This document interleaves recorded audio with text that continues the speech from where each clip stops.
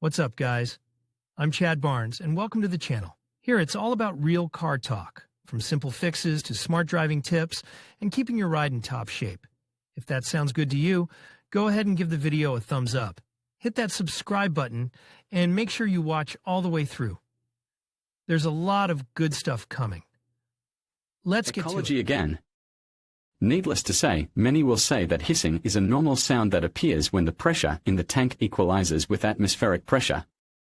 Maybe the pressure was lower than atmospheric pressure and now air is entering the tank with a hissing sound. Or maybe it was higher, so now it's coming out of there.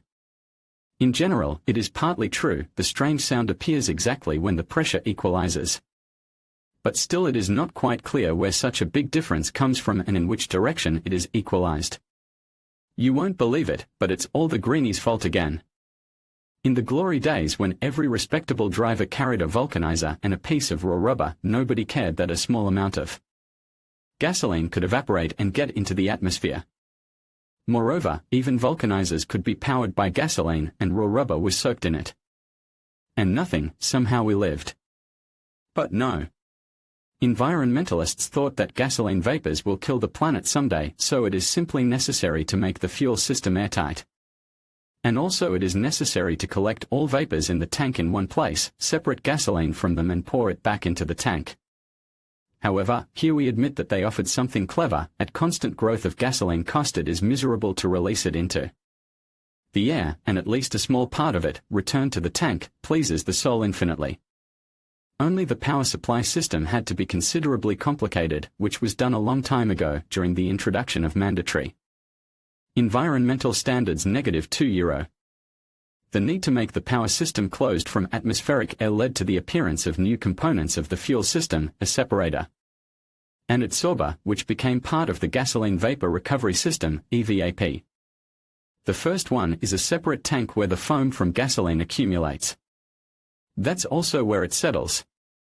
And since the foam is a mixture of gas and liquid, at this stage a part of gasoline, liquid, is removed from the volume that could vaporize and harm the nature. It remains only to solve the issue with gas, air and gasoline vapors are mixed in it, which means that they must be separated somehow. This requires an adsorber. Theoretically, it is not too complicated, a tank with activated carbon, a purge valve and a couple of wires and vacuum tubes. The system works as follows. If the engine is running, the valve allows gasoline vapors to go directly to the manifold through the pipes. The vapors are drawn in by the vacuum in the intake manifold, through which they then go into the combustion chambers. Of course, on supercharged engines the vacuum may not be enough for this, as we remember, a strong vacuum in the manifold is only in atmospheric engines, but on turbocharged engines many issues are solved by the vacuum pump, so the system works there and differs only in the design of the valve. By and large, the adsorber is not really needed when the engine is running. Gasoline vapors can be burned without changing the pressure in the tank or escaping into the atmosphere. But the main source of these vapors is the adsorber, which accumulates them while the car is parked. When the engine is stopped, the gasoline in the tank evaporates anyway. Especially in hot weather. The vaporized gasoline in the tank goes through pipes to the adsorber, where it gets into a container with activated carbon. The latter is able to absorb hydrocarbons, i.e., gasoline, preventing them from getting into the atmosphere. It is clear that it cannot absorb anything endlessly, so it needs the above-described purging, as a result of which gasoline vapors get into the inlet again. It turns out to be a very elegant closed system, which everyone is satisfied with, both green and very thrifty motorists who are worried about fuel consumption. Life with an adsorber would be full of harmony if it didn't have the ability to break down. And it can shoot it. Of course, the system turned out to be not completely hermetic, but conditionally, to make it completely isolated from the atmosphere would be too expensive and excessive. Nevertheless, pressure regulation in it is of great importance. Fuel vapors are not able to rupture the gas tank, but in case of a sufficiently fast pressure drop inside the tank, the atmosphere is quite capable to do wonders with it. For example, a little compression, deformation. This can be noticed if you drive for a long time on the highway from one gas station to another without stopping. In this case, the gasoline consumption is fast, the tank can be burned in a few hours, not days, as in the case of moving by short runs in the city, and if the adsorber valve is not all right, the hissing will be too loud when unscrewing the gas tank cap. And if the adsorber is not able to cope with its work at all, you can hear a characteristic pop with which the compressed gas tank, especially plastic, takes its original shape. This is a serious reason to check the system. They say that when the pressure in the tank rises, in case the adsorber purge does not work for some reason, the tank plug may even blow out. Personally, I have not heard of such a thing, but theoretically it is possible. However, for this to happen, not only the adsorber must fail, but also the emergency pressure relief system, a simple mechanical valve. So if it happens, it is very rare. Besides, the physics of the process is such that the excessive vacuum in the tank will be much more noticeable, rather than the increase of pressure in it. That, however, is also unpleasant. How to understand that the adsorber has stopped working? Some cars have tank pressure sensors and they themselves will tell you that something is going wrong in the system. Some cars, primarily American cars, even have a separate light that comes on if the adsorber is malfunctioning. And this lamp can even light up from a loose gas tank cap, which is also considered an error. In other cases, the symptoms are numerous and not obvious. It could be something like gas pump malfunction, and there could be floating idle speed. It may be difficult to start the engine. All this is not very clear, so it is better to be guided first of all by the hissing sound from under the tank plug. Normally, it must be present. The pressure in the tank never coincides with atmospheric pressure, so this peculiar sound should not frighten. But if it becomes obvious that over time the sound becomes louder and louder, it is a bad sign. And it is very bad if you hear the very clap of a deformed gas tank.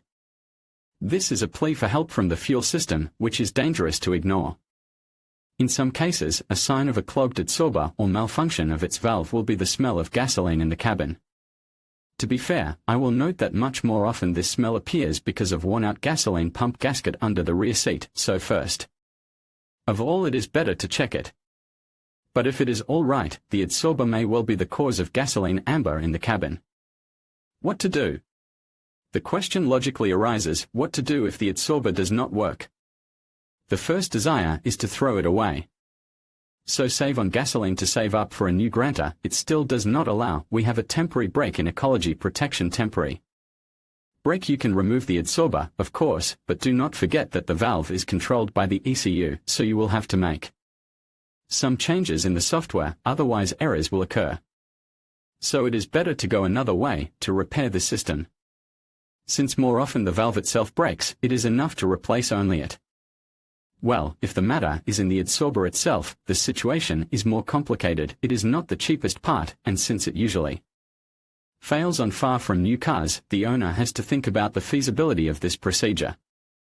Unfortunately, the way out is often found quite wild: to drill a hole in the tank plug, thus organizing primitive ventilation.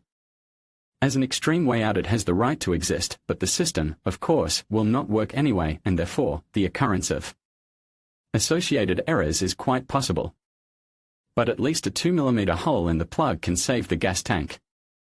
If suddenly the tank began to pop during some tour of the country during the vacation, it is better not to drill anything and more often open the tank plug, thus equalizing the pressure and preventing deformation of the tank. But after the trip is over, it is still better to solve the problem in a more civilized way. After all, this system rarely breaks down, and it is not necessary to save money on it at all. In conclusion, the hissing sound you hear when opening a gas tank is a fascinating result of pressure differences and the release of vapor. As fuel is consumed, the tank creates a vacuum, and when you open it, the sudden equalization of pressure causes that distinctive hiss.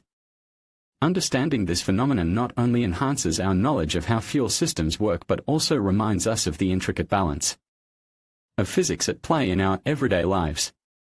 So, the next time you hear that sound, you'll know it's more than just a fizz. It's a reminder of the science behind the fuel that powers our journeys. Thank you for watching, and stay curious.